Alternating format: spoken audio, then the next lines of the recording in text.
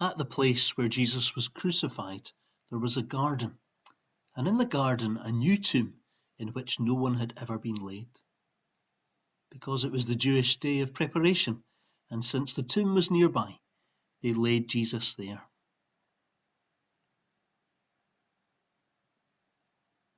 Early on the first day of the week, while it was still dark, Mary Magdalene went to the tomb and saw that the stone had been removed from the entrance.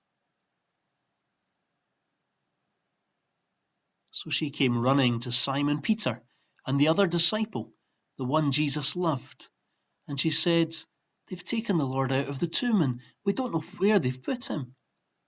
So Peter and the other disciple started for the tomb.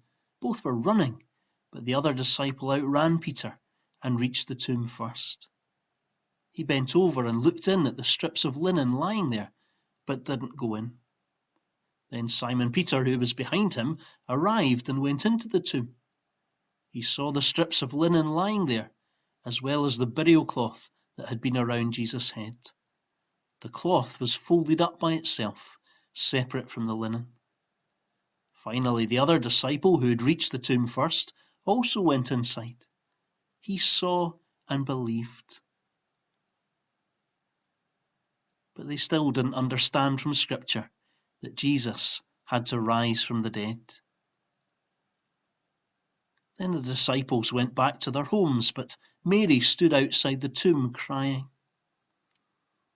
As she wept, she bent over to look into the tomb, and she saw two angels in white, seated where Jesus' body had been, one at the head and the other at the foot. They asked her, "Woman, why are you crying?" "They've taken my Lord away," she said, "and I don't know where they've put him." At this, she turned around and saw Jesus standing there, but she didn't realize that it was Jesus. "Woman," he said, "why are you crying? Who is it that you're looking for?" Thinking that he was the gardener, she said, "Sir, if you've carried him away, tell me where you've put him, and I will get him." Jesus said to her, "Mary." She turned towards him and cried out in Aramaic, "Rabboni," which means teacher.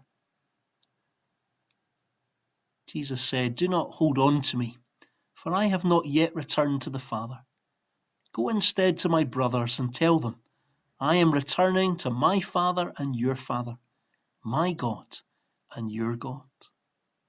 So Mary Magdalene went to the disciples with the news, "I have seen the Lord."